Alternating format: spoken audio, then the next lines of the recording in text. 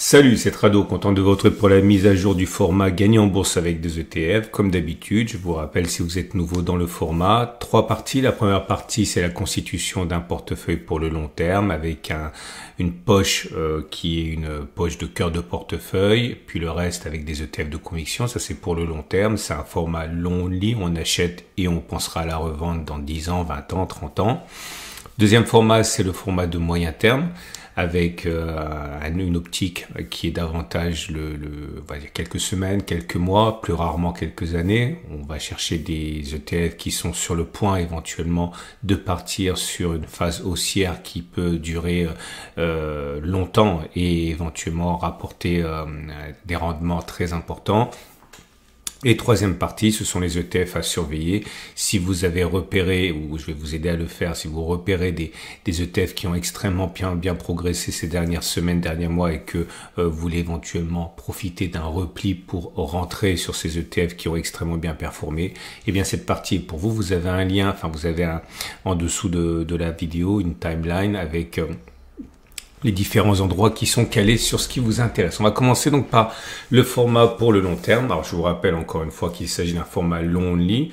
Vous allez avoir une partie généralement majoritaire de votre portefeuille qui va être mise sur des ETF de cœur de portefeuille. Généralement, on choisit un ETF monde. Plus rarement, on choisit un ETF SP500 ou un ETF Europe. Mais l'idée encore, c'est que c'est censé constituer la grande partie de votre portefeuille, 50, 60, 70, 80%. Et à côté de ça, vous allez mettre des touches, des poches d'ETF de conviction, d'ETF satellites, qui sont, encore une fois, comme le nom l'indique, des convictions pour le moyen terme ou le long terme, de choses qui pourraient bien fonctionner selon vous, comme par exemple au hasard l'intelligence artificielle ou l'environnement ou l'eau, etc. Donc on va commencer par ce format cœur de portefeuille. On va noter tout d'abord la progression de l'ETF monde. L'ETF monde le plus connu, c'est le CW8 en France. Il est éligible au PEA. On n'est pas en zone d'accumulation rationnelle. La zone d'accumulation rationnelle pour cet ETF 23 pays développés, ce sera un retour sur la zone d'accumulation rationnelle des 525-470 euros. Il est possible qu'on y aille. Actuellement, c'est un petit peu tendu, on va dire, ce qui se passe sur les marchés. Si vous préférez un ETF qui soit davantage orienté sur les émergents en même temps, donc 23 pays développés et 24 émergents et les mid-cap également. Cet ETF pourrait vous intéresser. Et la zone d'accumulation rationnelle, on n'y est pas du tout. C'est 76-72 euros. Le SP500, j'en parlais, tout à fait possible de le mettre en cœur de portefeuille à cause de son dynamisme. Attention, on est sur une zone de blocage, une zone de résistance. Raison de plus, encore une fois, pour ne pas voir actuellement une zone d'accumulation rationnelle. La zone d'accumulation rationnelle sur le SP500, attention, ça c'est un ETF, c'est un indice, c'est pas un ETF, mais vous trouverez des dizaines d'ETF qui répliquent le mouvement. Vous pouvez par transposition déterminer la zone qui correspond. La zone d'accumulation rationnelle, c'est 56, 60, 51, 00. J'en profite pour dire qu'on me demande souvent si c'est important de prendre hedgé ou non hedgé, c'est-à-dire qui tiennent compte de l'évolution des taux de change ou pas. C'est un pari. Ok, il est clair que si vous avez investi dans quelque chose qui est libellé en euros et qu'en même temps l'euro s'est effondré par rapport au dollar, eh bien, ça peut faire des variations de 5, 10, 15% en moins par rapport à ce que vous pensiez avoir. Donc ça joue absolument. Mais vous savez pas ce qui va se passer, notamment si votre horizon temporel c'est la retraite dans 5, 10, 15, 20 ans. Bien malin celui qui sait où seront les devises les unes par rapport aux autres. Donc n'essayez pas, c'est mon conseil, de trop intellectualiser la chose. Soit vous décidez effectivement de hedger et de fixer en quelque sorte le taux de change, soit vous décidez de pas le faire, mais vous ne pouvez absolument pas savoir où seront les taux dans 5, 10, 15, 20 ans. C'est impossible, ok? Donc, je n'apporte pas de solution parce que tout simplement, il n'y en a pas par rapport à une question aussi compliquée que celle-là. Le Nasdaq, j'en parlais. Alors pareil, c'est extrêmement dynamique. Certains le mettent en cœur de portefeuille. C'est pas grave, c'est ok. Mais il faut savoir que c'est beaucoup plus volatile, même si les progressions à long terme sont plus importantes sur le Nasdaq que sur le SP500. On est au contact d'une résistance. On n'est pas en zone d'accumulation rationnelle. La zone d'accumulation rationnelle, on a bénéficié ici il y a le 7 avril, la semaine de début avril. C'est 19,250, 17,400. Je parlais déjà de la Mundi, pas celui-là, de l'Eurostock 600. L'Eurostoxx 600, pareil, les 600 titans européens, vous pouvez les mettre en cœur de portefeuille. On est en zone de résistance, c'est évident. La zone d'accumulation rationnelle, pour moi, c'est 236, 222. L'Eurostoxx 50, donc la même chose, mais uniquement les 50 plus grandes entreprises, pas les 600. La zone d'accumulation rationnelle, c'est 184, 180, 165 euros. Et on va terminer avec le CAC 40. Donc je le dis à chaque fois parce que je sais que certains le font. Moi je le mettrai pas en cœur de portefeuille, pour moi c'est trop spécialisé. On me demande souvent pourquoi. Tout simplement parce qu'entre le luxe, les pétrolières et les bancaires, vous avez une diversification qui est assez limitée, notamment une absence de technologique, donc pour moi c'est plus un ETF de conviction, un ETF satellite qu'un ETF de cœur de portefeuille, parce que vous privez quand même de beaucoup de choses, je le répète, les technologiques, etc. Bref, la zone d'accumulation rationnelle pour moi c'est 72,00, 68,00. Trois choses. Première des choses, je vous rappelle également que à titre personnel, je pense qu'il est intéressant pour vous de considérer une accumulation en deux phases, de la DCA et de la ZAR, c'est-à-dire investir à intervalles réguliers, par exemple tous les 15 du mois ou tous les premiers, on s'en fiche. Ça peut être 50, 60, 70, 80%, comme vous voulez. Ça, c'est pour accompagner, pour être sûr de ne pas rester sur le quai si les marchés s'envolent, et garder une portion, ça peut être 10, 20, 30, 40, 50%, pour renforcer quand on est sur des zones d'accumulation rationnelle, pour en fait renforcer pendant les soldes. Et c'est la seule façon simple, je vais dire, de battre le marché plutôt que d'essayer de timer, d'acheter, de vendre, simplement renforcer lorsqu'il y a des baisses. Pour moi, ça a toujours fait la différence. C'est facile et vous pouvez éventuellement considérer de le faire. Encore une fois, c'est vraiment pas compliqué. Deuxième chose que j'aimerais attirer à votre attention, c'est que chaque ETF dispose d'une fiche de notation, une fiche technique, c'est super important. Mais vous pouvez les retrouver facilement sur mon site. Donc vous allez sur mon site Tradosaur Trading, vous cliquez sur l'article qui s'appelle Gagner en bourse avec des ETF, c'est le format que vous regardez, et là vous allez avoir tous les ETF dont je parle. En bleu, les ETF en zone d'accumulation rationnelle. En rose, les ETF qui rentrent en phase 2, c'est le format numéro 2. Et en jaune, les ETF sous surveillance, c'est le format 3. Donc vous avez tout sous les yeux. Par exemple, si je clique sur celui-ci, vous allez arriver sur la notice technique ici et vous savez dans quoi ils investissent, etc. C'est super important parce que si vous ne le faites pas, vous ne savez pas dans quoi vous investissez en fait. Et dernière chose, vous allez avoir du mal à trouver tout ce dont je vais parler parce qu'il y a des ETF qui sont des ETF niches, on va dire. Et si vous allez chez mon partenaire Trade Republic, ici, eh bien, c'est un sponsor, donc c'est bien pour moi, parce que c'est pas que je gagne de l'argent quand vous ouvrez un compte, mais bon, encore une fois, c'est un sponsor, donc c'est bien pour moi. Regardez ce qu'il vous propose, c'est une banque, donc comme c'est une banque, c'est régulé par la BaFin, l'équivalent allemand de l'AMF, c'est la plus grande plateforme du genre en Europe, c'est une banque, donc vous avez un PEA, vous avez une carte de paiement, vous avez du SafeBack, quand vous dépensez, on vous rembourse, etc., un certain pourcentage, et surtout, vous avez de l'argent qui est rémunéré, au taux de la BCE, et comme ça vous permet d'avoir une certaine rémunération pendant que vous attendez les zones d'accumulation rationnelle sur l'argent que vous conservez à cet effet. Donc n'hésitez pas à regarder, c'est un sponsor, je le répète, et on va passer maintenant aux ETF de conviction. Et pour commencer ces ETF de conviction, nous avons, là je m'en tiens uniquement aux ETF qui sont sur des zones d'accumulation rationnelle, très peu de choix en vérité. On a cet ETF spécialisé dans les obligations internationales, actuellement en zone d'accumulation rationnelle à 25,725. Vous avez un ETF santé. La santé pour un univers d'investissement monde, c'est World Healthcare, en zone d'accumulation rationnelle actuellement à 435,400. Encore en zone d'accumulation rationnelle, vous avez la même chose mais à l'échelle européenne avec cet ETF éligible au PEA, le Healthcare Europe 600 en zone d'accumulation rationnelle actuellement à 140,127.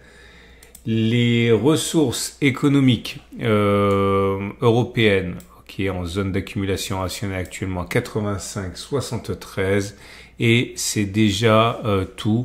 Il y a bien sûr d'autres choses que vous pouvez mettre en ETF satellite ou de conviction, mais ces ETF ne sont pas actuellement en zone d'accumulation rationnelle. Mais si vous voulez chercher des idées, n'hésitez pas à les puiser dans les autres, dans la liste d'ETF qui est sur mon site, ou alors dans les autres systèmes que je vais voir juste à partir de maintenant. On va passer maintenant au format numéro 2, à savoir construire un portefeuille d'ETF pour le moyen terme. De quoi s'agit-il?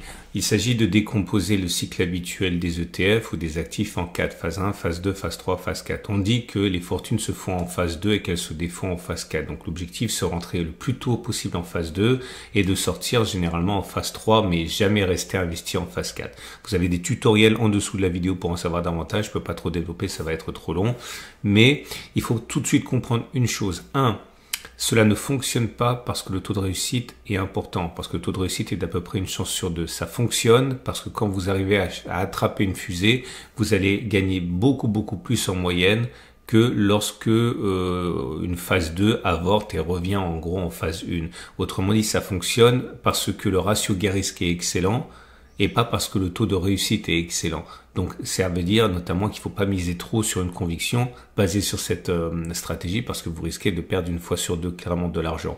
Ok, c'est comme si vous jouiez à pile ou face, mais que vous gagnez deux fois plus quand vous avez raison que vous le perdez quand vous avez tort. Genre vous gagnez, vous avez 200, vous perdez, vous avez 100. Vous voyez, c'est l'idée de cette stratégie. Donc attention, ok? Donc le X-Tracker qui semble rentrer en phase 2, ça pourrait éventuellement vous intéresser. L'agriculture, cet ETF agricole, alors c'est mou, hein. On est rentré en phase 2, puis on est en train de revenir sur la zone de phase 1. Pour moi, c'est pas fini.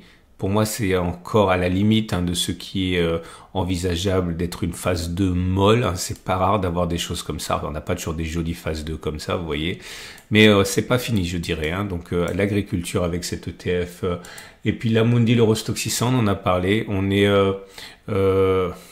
alors, l'Eurostoxx spécialisé dans les boissons et la nourriture, pareil, on est rentré en phase 2. Et là, on fait ce qu'on appelle un throwback, un retour sur la zone. Pour moi, c'est pas du tout fini non plus. On peut envisager de considérer que c'est une phase 2, on va dire un peu molle. Cet ETF Chine est construit de manière différente. C'est une phase 2 également pour cet ETF spécialisé en ESG. Vous avez à l'Amérique latine, alors celui-là je l'aime bien, pas sur les fondamentaux que je ne maîtrise pas, mais sur la physionomie, parce que c'est une belle phase 2 ici qui consolide à peine. Ça pourrait vous intéresser. N'oubliez pas les notices techniques. Et vous avez cet ETF Vietnam qui pourrait éventuellement, alors très pénalisé actuellement à cause de la salve de mesures prises par M. Trump sur le Vietnam, qui dépend énormément de ses exportations vers les États-Unis. On est rentré en phase 2, c'était clair. On est en train d'hésiter, on revient dans la zone de phase 1. Je sais pas, mais bon, assez à surveiller de près, notamment si vous croyez aux fondamentaux. Ça, c'est terminé. On va passer maintenant aux ETF à surveiller de près et qui ont beaucoup progressé. À commencer par cet ETF métaux précieux, donc l'or, l'argent, le platine, le palladium. Depuis les plus bas, on a connu en l'espace de une grosse année 51%. Donc une consolidation pourrait vous intéresser. L'Amundi spécialisé dans les entreprises européennes de l'eurozone et avec une dimension on va dire écolo ou environnementale, pareil, belle progression. Une consolidation pourrait vous intéresser dans cette phase 2. L'Amundi Small Caps, pareil, on est en phase 2 ici, une consolidation, c'est éligible au PEA, pourrait vous satisfaire. Un iShares spécialisé dans les petites et grandes capitalisations de la zone euro, toujours la même situation, c'est une phase 2, une consolidation pourrait être mise à profit par vous si vous y croyez. Un ETF spécialisé dans les actions européennes à haut dividende, phase 2.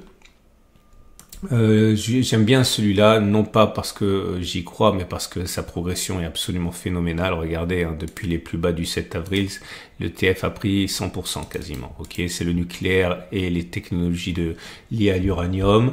L'or qui est spécialisé ici dans les petites mines ou les mines nouvelles, ok, les juniors. Très belle progression pour cet ETF. Si vous préférez la défense, qui, on le sait, a extrêmement bien performé depuis 2 ans, 3 ans, regardez cette belle progression, on est en phase 2, une consolidation pourrait vous séduire. Encore de l'or, encore spécialisé dans les minières, hein, mais ici les grands producteurs, on peut attendre une consolidation pour entrer. Un ETF SPDR small cap qui sont classés par rapport à leur qualité value, ok, ça pourrait vous donner des idées. Un ETF Europe sur les hauts dividendes, les dividendes aristocrats, belle progression depuis quelques mois. Un X-Tracker spécialisé dans les actions de qualité et dividendes également. Et l'Amundi Euro Zone qui a progressé depuis le 7 avril. Bon, c'est un peu plus mou, hein, mais quand même, c'est pas mal, de 23%. Ça se laisse prendre en 2 mois. Voilà. Il nous reste 4 ETF. L'assurance européenne, avec cet ETF qui vous permet d'être spécialisé dans le secteur entier avec un seul ETF. Le DAX, très belle progression du DAX qui est en train de consolider. Ça pourrait éventuellement vous séduire. L'économie de l'Europe de l'Est, exit Russie. Par contre, ici, dans cet ETF, belle progression de près de 40%, si ma mémoire est bonne. Ah non, pardon, 30%, et qui consolide un petit peu maintenant. Et pour terminer, cet ETF qui est un ETF iShares, aérospace et défense, qui pourrait enfin vous séduire. Voilà, c'est terminé. Je vous rappelle 3 choses. 1, merci pour votre fidélité. Vous pouvez retrouver ça toutes les semaines. N'oubliez pas de vous abonner pour pas louper les mises à jour. C'est tous les samedis. Vous pouvez liker, ça me fait naturellement plaisir. 2, n'oubliez pas les notices techniques, sinon vous investissez au hasard. Et lorsque je vois qu'on est sur une zone intéressante, ou lorsque je vois que un ETF peut mériter votre intérêt, je mets des articles sur mon site Tradosor, donc, ou même sur la chaîne YouTube ici dans l'article, dans la partie communauté, post. Donc n'hésitez pas. Excellente journée et à la semaine prochaine pour la mise à jour et à tout de suite pour d'autres formats.